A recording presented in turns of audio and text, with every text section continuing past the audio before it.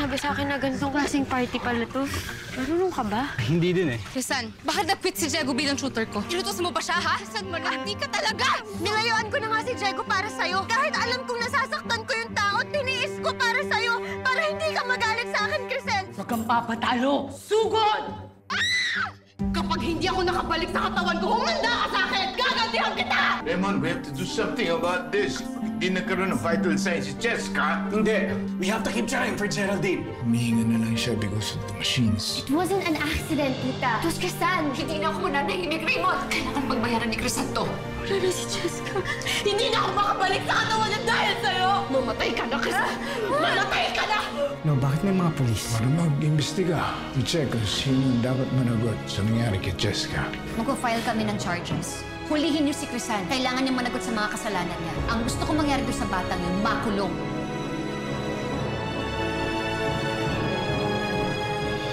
Geraldine, you have to calm down. Masyado yatang extreme yung gusto mong gawin. Extreme, Papa? Nakita niyo naman yung kalagayan ng anak ko, hindi ba? She's in a coma. At baka naman nakakalimutan ninyo. Ilang beses nang pinahamak ng Crisan na yan si Cheska. Kailangan niyang pagbayaran lahat ng ginawa niya, Papa. Kailangan natin mag-imbestiga. Papa, I don't need answers. Ang gusto ko, justice for my daughter.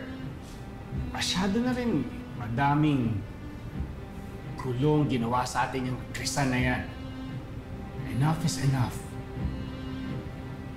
Pare, gawin mo ang lahat para makulong yung Crisan na yan. Don't worry. Hindi matatakasan ng Crisanta Bautista na yan ang mga kasalanan niya.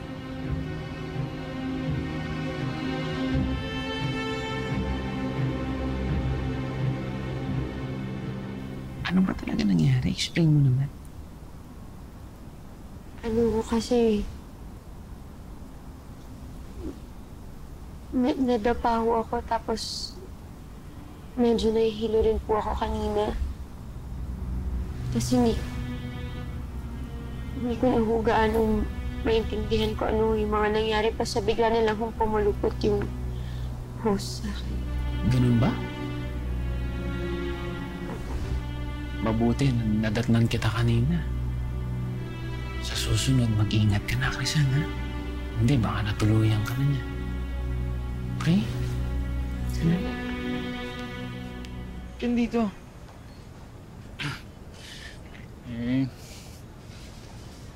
Naabutan kami nung nanay ni Crisan eh. Umalis na lang ako para wala ng gulo. Tol, bakit ka natatakot sa nanay ni Crisan? Wala naman kayong ginagawang masama. Tsaka, tol, ano ka ba? Kailangan ng friend ng pare ko mo ngayon. Ikaw lang makakapagbigay sa kanya nun. Oo nga. Oo. Sige, sige. Punta ko siya. Salamat, pre. Ingat, tol. Hello po. Magandang gabi po. Good evening. Sige. Maiwan ko muna kayo. Thank you po.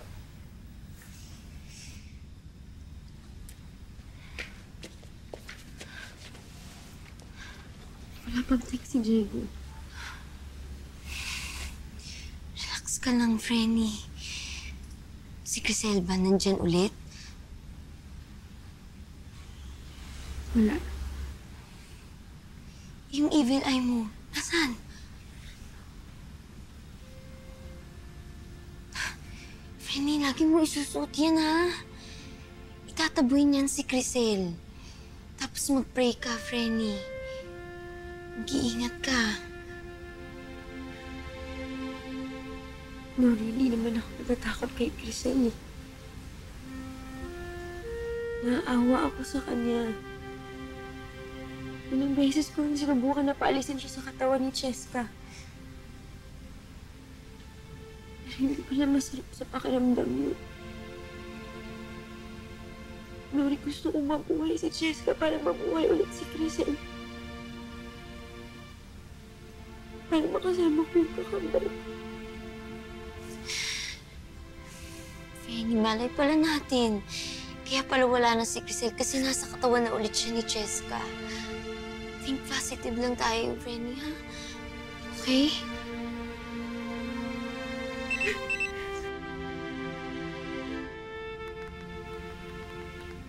Sa labas daw si Diego. Tayo na.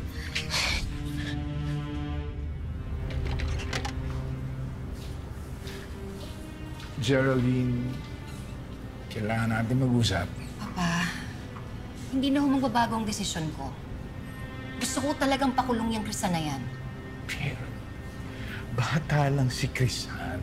Baka away bata lang yun nangyari. Saka hindi natin alam kung anong totoong storya. Papa, ano pa ba ang dapat ninyong makita?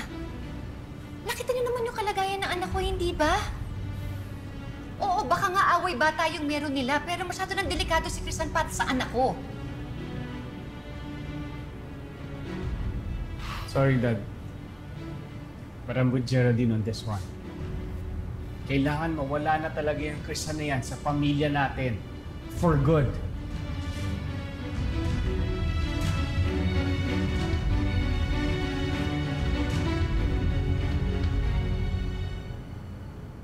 Diego, si Cheska. Kamusta si Cheska? Koma ulit si Cheska, Crisan. Machines na lang ang bumubuhay sa kanya. Sana hindi na lang ako umiwas. Sana nagpatama na lang ako sa kanya. Hindi, Crisan, huwag mong sisihin ang sarili mo. Kasalanan na Cheska ang nangyari sa kanya. Pero meron ko pang isang dapat malaman. Gusto kong ipahuli sa pulis ni Ma'am Geraldine. Ano? Bakit? Sinisisi na si Crisan sa nangyari. Crisan, panigurado papunta sila dito. Meron pa tayong oras para tumakas. Tumakas? Diego, wala akong kasalanan. Wala akong ginagawang mali. Pero Crisan... Aksidente ang nangyari, Diego. Kung tatakbo ako, magmumukha akong may kasalanan. Crisan, hindi mo naiintindihan. Galit na galit sa'yo si Ma'am Geraldine. Hindi siya maniniwala sa lahat ng Maniniwala siya sa mga nasabihin ko dahil totoo yung mga sinasabi Crisan, hindi! ko. Makinig ka na lang sa akin! Alam ko yung mga kalakaran na yan. Nakulong yung nanay ko nang walang kasalanan. Alam mo kung bakit? Dahil malakas yung kalaban nila. At ganun sila, Ma'am Geraldine. Crisan, lahat gagawin ni Ma'am Geraldine para makulong ka.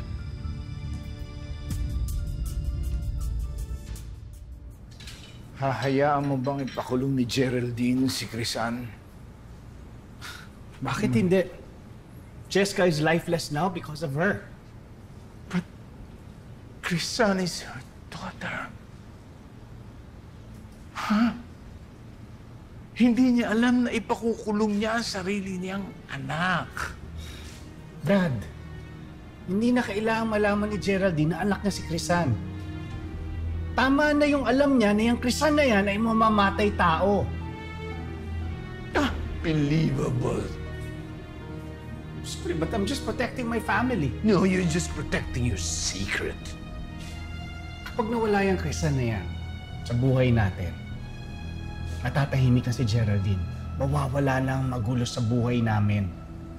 At isa pa, wala nang makakaalam ng ginawa natin.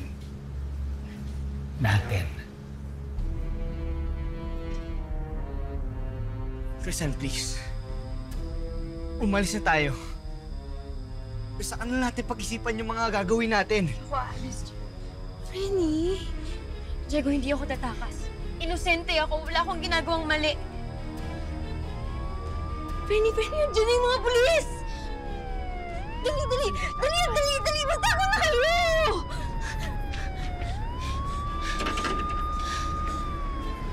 Miss! Sandali! Miss!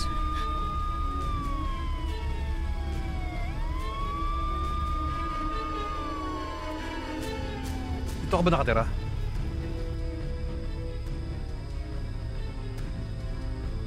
Ikaw ba si Crisan Bautista? Hindi po. Crisan! Yo! Aling Punta ka sa Teresa! Aling Teresa! Oh, babaeng panda, ikaw na naman. Ano ka ba naman? Diyos ko, makasigaw ka naman. Bakit ba? May pulis po kasi! Pulis? May pulis dyan! Alan! Alan, may pulis daw! Alan! Ano? Halika, may pulis daw. Ha? Ewan ko dito kay babaeng panda. Yung pulis? Oo, may pulis daw. Ito mga pulis na to. Oh. Bakit? Magandang gabi po, ma'am. Ay, good PM. Dito po ba nakatira si Crisan Bautista? Ay, oo. Bakit? Anong kailangan ninyo sa anak ko? Sir, pwede ho ba namin makausap ang anak ninyo? May mga itatanong lang ho kami. Ay, pwede nyo na itanong. Ano itatanong nyo? Ano itatanong? Ma'am, sa presinto na lang po.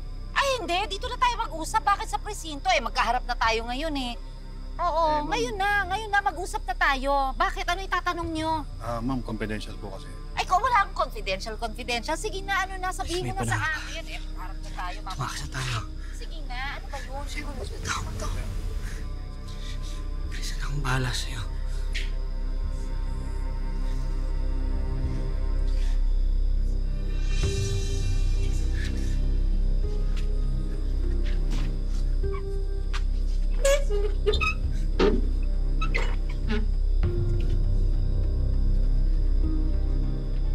Jer!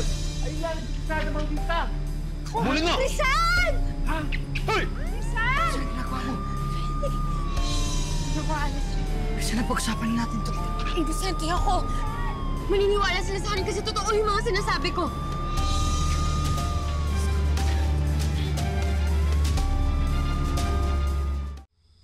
Bakit kayo tumatakbo? Sorry po. Sumama ka sa amin. Saan nyo dadalhin ito Sa anak ko? presinto, sir. Kunin mo na. Ako naman, anak, ano na naman ba ginawa mo, ha? Krisan! Krisan, huwag ka mag-alala. Hindi, sir, pag-usapan mo na natin. Hindi naman siya kailangan dali sa presinto. Hoy, sir, mag-usap tayo. Sa presinto na lang ho tayo. Kung gusto niyo pumunta doon. Hindi ka makukulong. Diyos ko, Krisan! Krisan, huwag ka mag-alala. Ano na naman ang ginawa nitong batang to? Halika na, susundan namin siya. Okay, let's go!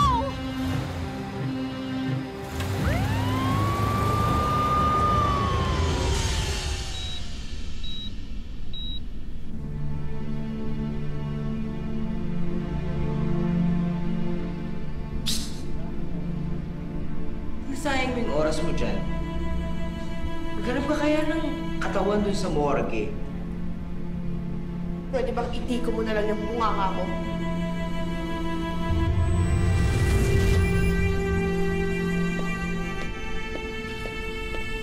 Nakausap ko na si Arnold. Nasa kanya na si Krisan. Dadali na sa presinto. Gusto ko siyang makita. Gusto ko makitang pinapasok siya sa kulungan.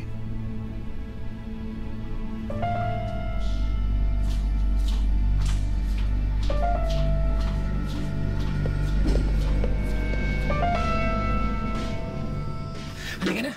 Ay, nako! Puro talaga sakit ng ulo itong binibigay sa akin ni Krisan. Nako, puro problema na lang ang binibigay sa atin, Alan. O ngayon, naniniwala ka na, ha? Na talagang pasaway itong anak ko. Teresa, seryoso ka ba? Oh. Talagang pag-uusapan natin yan ngayon? O, hindi mamaya natin pag-usapan, pero pag-uusapan pa rin natin, ha, Alan? Naku, puro problema talaga yan si Krisan. Ngayon, involved pa mga pulis. Tingnan mo. Aling Teresa, si Krisan po. Makoy. Si Krisan, hinuli ng mga pulis. Oo, alam na namin. Ano ba problema talaga niyang kaibigan mo, ha? Wala ho siyang kasalanan. Kasalanan? Anong ibig mo sabihin? Anong alam mo rito?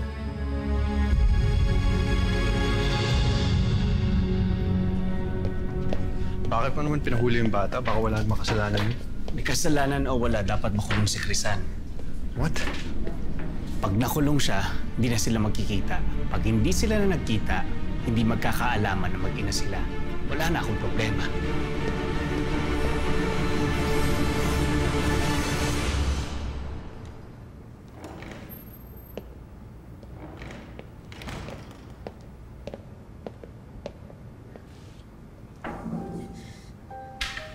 Uulitin ko. Ano ba talaga nangyari?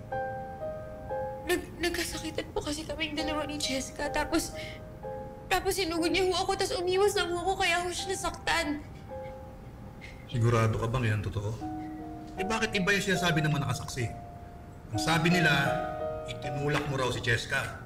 Hindi ho totoo yun. Eh bakit ka tumatakbo? Kung wala kang kasalanan. Takot ho kasi ako. Alam mo ba, may kaparusahan yung pagsisinungaling mo. Kaya kung ako sa'yo, sasabihin ko na ang totoo. Aaminin ko na ang kasalanan ko.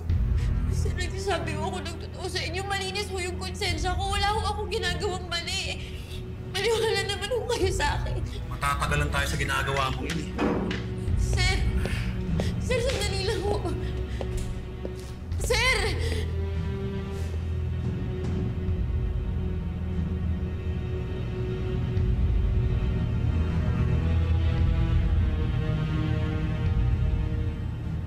bakit kasi hindi pa ako natuto eh. Dapat binantayan kita kay Crisan.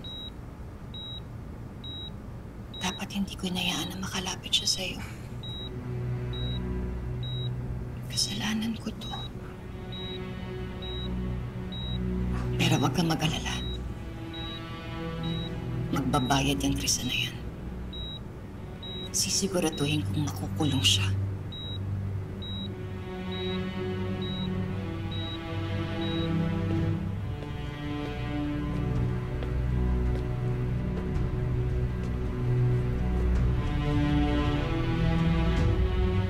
Ano ginagawa mo dito? Chico, Geraldine, magmamakaawa lang po sana ako sa inyo. Huwag niyo na po ipakulong si Crisan. Wala po siyang kasalanan. Bakit? Nandun ka nung tinulak na si Cheska? Nandun ka? Nakita mo? Alam ko naman eh, na si Crisan talaga ang kakampihan mo kahit nakapatid mo si Cheska. Because you never liked her. Kaya hindi ako magtataka kung yan ang pakiusap mo sa akin. Pero wala kang karapatang makiusap. Dahil hindi mo pamilya ang nakaratay dyan ngayon.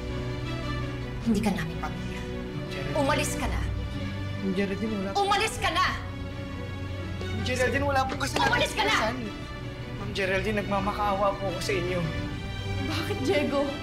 Bakit si Crisan na naman ang kinakampihan mo? Ako yung napahamak. Ako naman yung kaawaan mo, Diego. Umalis ka na! Hey! What are you doing to my wife? Ha? Pwede ba? Wala ka makukuhang awa sa akin para kay Crisan. Magsama kayong dalawa ng kaibigan mo. Sige na, umalis ka na! Out!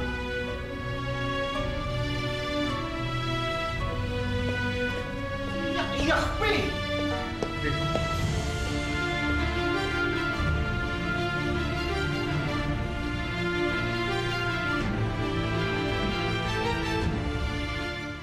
Diego! Tulungan mo naman si Crisan. Wala siyang kasalanan. No, please, tulungan mo i-convince si Ma'am Geraldine na huwag nang ipakulong si Crisan. Okay na lang yung pag-asa ko eh. Ayaw matulad si Crisan sa nanay ko na nakulong nang walang kasalanan. Convince mo si Ma'am Geraldine.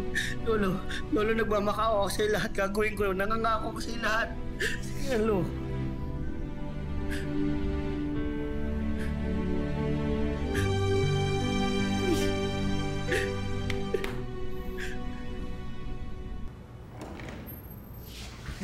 Maricoy.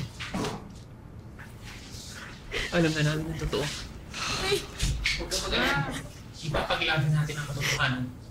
Ikaw naman kasi anak eh. Napakatigas naman kasi ng ulo mo. Di ba sinabi ko na sa'yo, umiiwas ka sa angka ni Geraldine. Pero ano pa rin ang ginawa mo? Lumapit-lapit ka pa rin, di ba? O tignan mo talaga yung nakala mo. Di ba? Siya, ano ka ba naman? Hindi ka mo na umiiyak ang anak mo. Tapos ganyan ka pa.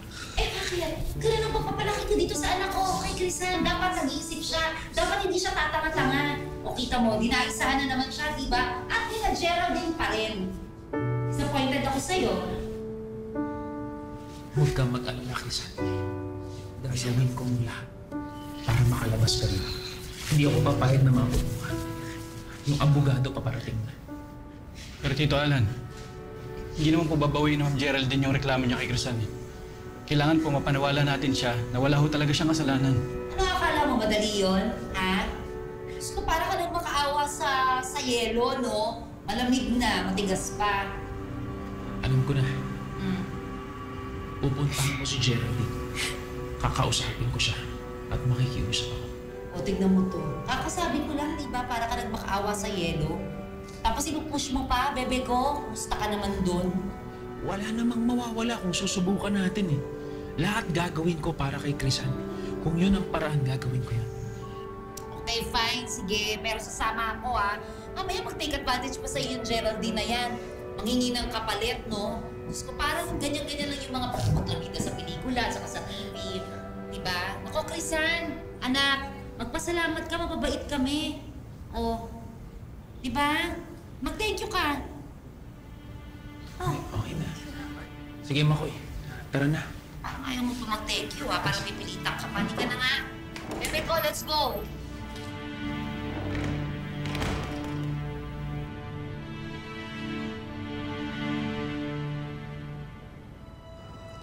Pinahuli na sa pulis yung kakambal mo. Pero hindi pa rin sapat yon. Kaluluwa pa rin ako. Alam mo ba kung anong ginawa niya sa akin, Black Lady? Alam mo ba kung anong ginawa niya sa akin? Para niya akong pinatay ulit! Oh, ano ngayon ang plano mo? Buhay ko ang binawi niya sa akin. Buhay rin niya ang babawiin ko sa kanya! Mahusay. Nakikinig ka na, ha? Huwag ka na umiyak. Think positive lang tayo. Kahit naman gagawin ni Tito Alan lahat para sa'yo. Kaya naman mamaya, makakaalis ka na dito. Tapos mapupuntahan ko na si Cheska at hihingi na ako ng tawad kay Ma'am Gerald. Krisan. Ano sabi ni Ma'am Gerald? Krisan, galit na galit si Ma'am Geraldine. Ayaw niyang pauwi yung kaso. Kamusta ka? Wala sa akin ng mga pulis. Gusto nilang umamin ako na tiwala ko talaga si Cheska. Ano? Krisan, mukhang hindi na tayo makakatakas dito. Gagawin nila sa'yo yung ginawa nila sa nanay ko. Papaaminin ka na sa kasalanan hindi mo ginawa. Hindi nila pwedeng gawin yun. Hawak ko yung totoong nangyari. Alam ko, sinasabi ko yung totoo. Kasi hindi mo sila kilala.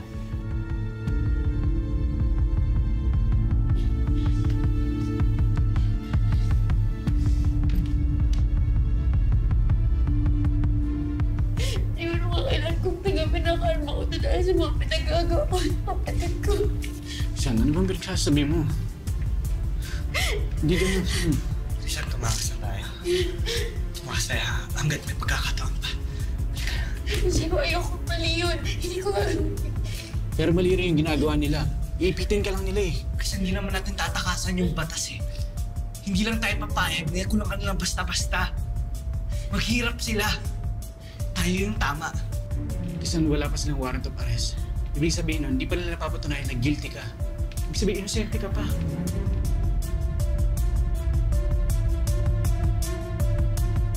Krisan, please. Kahit may oras pa tayo.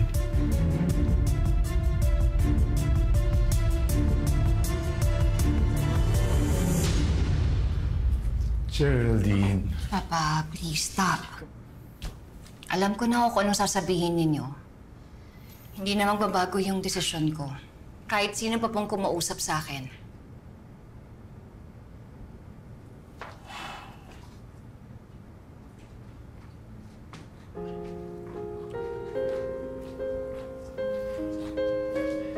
Geraldine? Alan?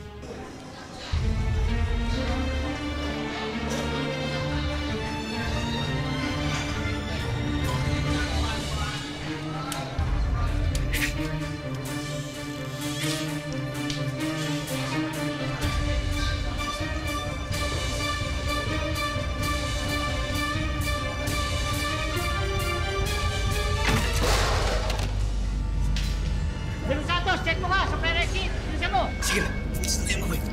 Ikaw na bahala kay Krisan, ha? Sige na, sige na. Sige na. Ako na bahala dito.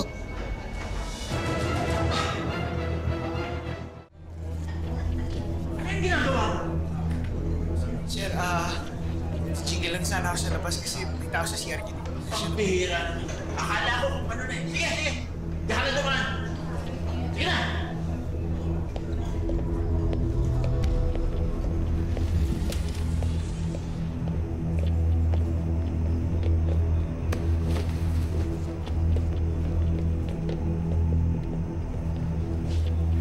Ano, pare ko eh?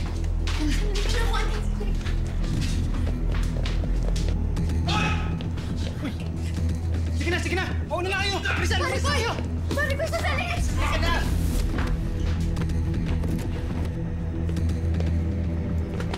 Ano lakas ng loob niya?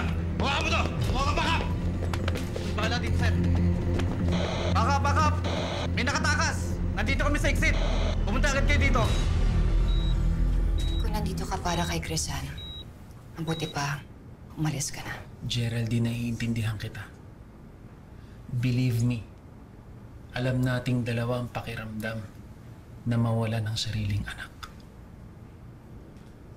Pero alam ko rin ang pakiramdam na mapagbintangan ka at wala ka namang kasalanan. Please, Alan. Let's not go there. Yung hindi ka nabigyan ng chance na mag-explain at hindi ka rin nabigyan ng pagkakataon na malinis ang iyong pangalan.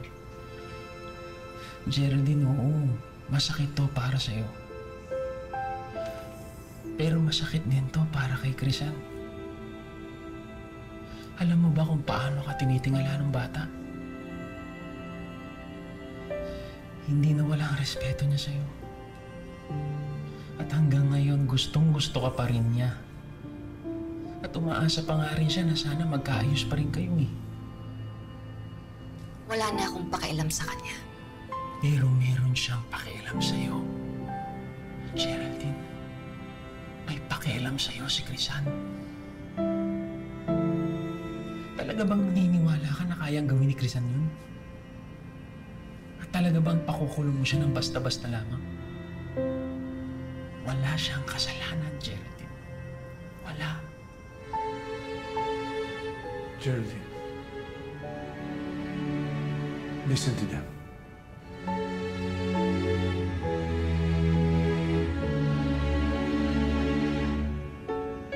Kaya kong itaya ang buhay ko dito, Geraldine.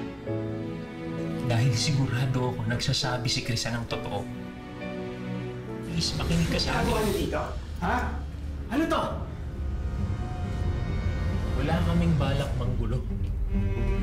Gusto lang namin kausapin si Geraldine. Para sabihin inosente si Crisan? Ha? Meron bang inosenteng tumatakas sa batas? Tumakas si Crisan? Oo. Kausap ko si Arnold. Tumakas si Crisan. O ngayon sabihin mo sa akin na hindi siya guilty? Eh bakit siya tumatakas? Ate ba? Umalis na kayo. Umalis na kayo! Makasigaw naman tong babae nito. O, di aalis na. Ako, bebe ko, sayang na ang laway mo rito. Hindi ka na. Che? Wala kayong mga puso. Hindi ka na.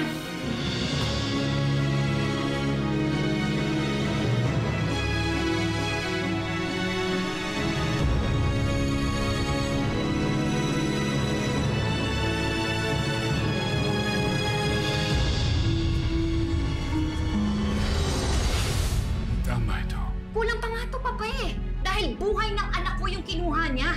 Gusto kong gumunti sa kanya. Gusto kong iparamdam sa kanya yung sakit na nararamdaman ko ngayon. Huwag kayong babalik sa presinto. Hindi na kayo makakawala. Dahil sa pagtakas ninyo, tingin nila sa inyo, guilty kayo. Saan po kami pupunta? Sa Batangas, doon tayo magkita. Ite-text ko sa yung address. Hindi mo ako matatakasan, kapal! Marami akong naging kasalanan kay Crisan, pati sa pamilya na nakukonsensya na ako. You have to tell Geraldine or I will! Putsang! Wala kang kwentang ama! Bah! Papa! Wala kang kwentang tao! Ikaw ang umalis, Crisan!